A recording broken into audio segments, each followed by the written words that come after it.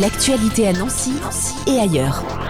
La 3e édition du Festival de la Nouvelle, les 12 000 signes, se déroulera à partir du 10 novembre à Nancy, et pas que à Nancy d'ailleurs. Il est porté par la compagnie Les Fruits du Hasard en partenariat avec l'association littéraire Trois Pattes à un Canard. Et parmi les voix qui vont faire vivre cette 3e édition, il y a Benoît Fourchard. Bonjour. Bonjour. Première question, tout simplement, une définition du Festival de la Nouvelle, 12 000 signes. Alors l'idée, c'est de mettre en lumière la nouvelle, qui est un genre littéraire un petit peu négligé parfois des médias ou des éditeurs et du coup un petit peu des libraires et des lecteurs. Et du coup, l'idée, c'est de vraiment remettre en valeur la nouvelle et sous forme de lecture musicale. Donc ce sont des comédiens professionnels et des musiciens qui mettent en voix un certain nombre de textes qui ont été choisis depuis pas mal de temps. Il y aura en l'occurrence près de 70 nouvelles qui seront lues de tout un tas d'auteurs très différents les uns des autres, dans différents endroits, pour différents publics, pour tous les publics même, autant pour les enfants que pour les adultes, dans différents endroits de Nancy et de l'agglomération et même du département.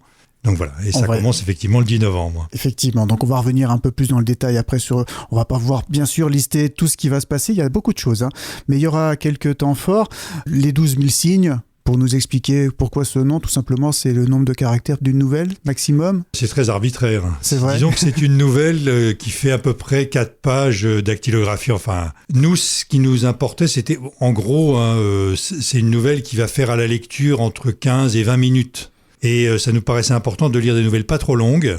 Donc c'est pour ça qu'on a choisi ce format 12 000 signes. Alors toutes les nouvelles ne font pas 12 000 signes, Il y en a même des nouvelles très longues ou des nouvelles plus courtes, mais on va dire que c'était un petit clin d'œil à ce qu'on demande parfois aussi aux journalistes, le nombre de signes qu'on doit mettre dans un article ou autre.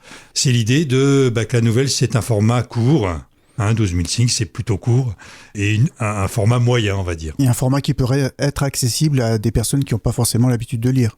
Justement, c'est l'idée aussi de montrer que la nouvelle peut être un genre et qui pourrait être très au goût du jour, justement, parce que c'est un format court qui peut se lire dans un trajet en bus, dans une attente chez le médecin, etc.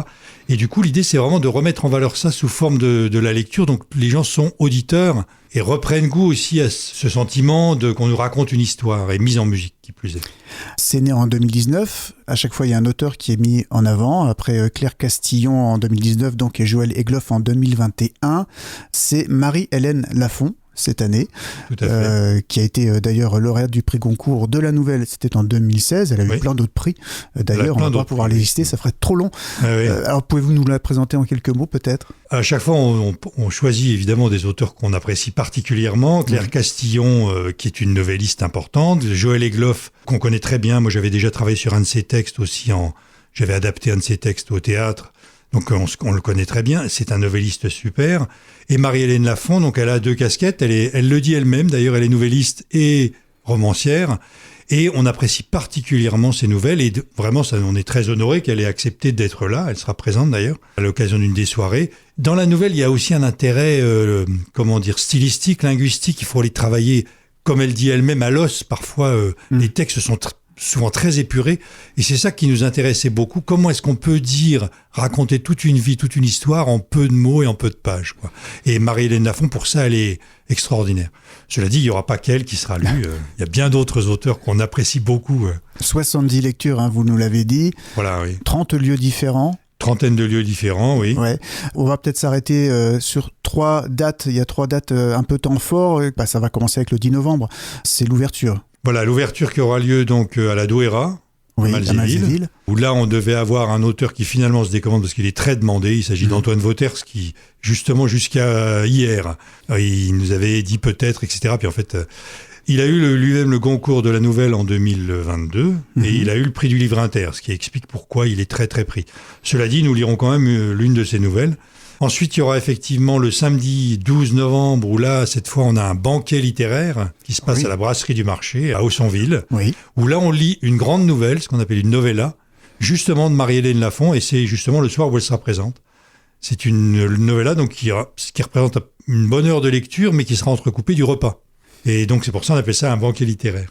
Ensuite, il y aura aussi un autre rendez-vous très important le samedi suivant, avec une grande soirée, on va dire, où là, on va lire 8 nouvelles différentes, où il y aura un certain nombre d'auteurs qui seront présents, notamment Joël Egloff, qui nous fera le plaisir de revenir.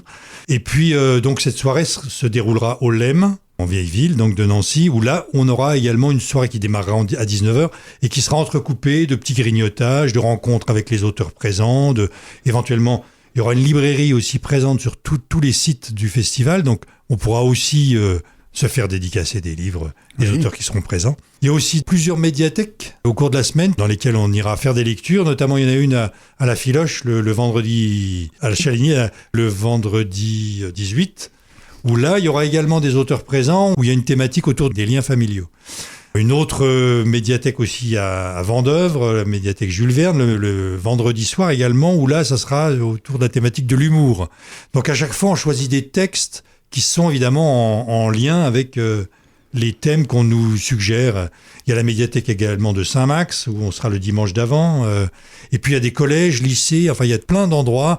Le jardin botanique, l'aquarium, l'ex-musée du fer qui s'appelle maintenant Féru des sciences. Enfin, tous ces lieux un petit peu atypiques, où là on fait des lectures à la fois pour les adultes, mais aussi du coup pour les enfants. C'était une volonté déjà de s'ouvrir à des lieux très très différents comme ça? Non seulement c'est une volonté, mais c'est presque dans l'ADN du projet, c'est-à-dire vraiment aller devant de publics qui ne sont pas forcément, même certains publics empêchés, puisque on va aussi au du Lièvre, à la médiathèque et à la MJC, où on va faire une lecture familiale, on va dire. On a fait tout un travail en amont au centre de détention de Maxéville. Donc à chaque fois, on essaye aussi d'aller au-devant des publics qui ne sont pas forcément férus de lecture, et notamment de nouvelles. Et on se rend compte que finalement, on arrive à créer quelques adeptes. C'est un travail de fourmi, bien sûr. Mais... Et vous n'êtes pas tout seul, parmi les voix qui vont faire vivre ce festival, vous êtes combien de lecteurs? Alors, il y a 4 lectrices et lecteurs professionnels, on va dire, plus un certain nombre de lecteurs et lectrices de l'association Trois Pattes à un Canard, qui sont des bénévoles, on va dire, mais qui sont déjà bien habitués à des lectures à haute voix, parce qu'ils ont l'habitude de le faire, notamment dans des lectures déambulatoires. Il y a aussi 2 balades littéraires, d'ailleurs, qui sont assurés par cette association. Donc on est 4 lecteurs permanents, on va dire, sur toute la semaine, et 4 musiciens et musiciennes. Oui, parce que la musique, le son, autre que la voix, va pouvoir accompagner ces lectures. Ça nous paraît aussi très important, ça fait partie aussi du travail de la compagnie Les Fruits du Hasard depuis très longtemps. Tous les spectacles qu'on a pu faire sont toujours accompagnés de musique en live, mais c'est plus qu'un accompagnement, c'est plus qu'une illustration, c'est vraiment un dialogue avec la musique. Et à chaque texte qui est lu est emballé d'une atmosphère, d'une humeur particulière grâce aux musiciens qui viennent aussi beaucoup des musiques improvisées, ce qui permet aussi d'avoir des grandes périodes où il y a des choses qui naissent sur le moment, quoi. Ça, c'est très intéressant. C'est une préparation longue, un tel festival, de choix des lectures, de les préparer aussi, ces lectures.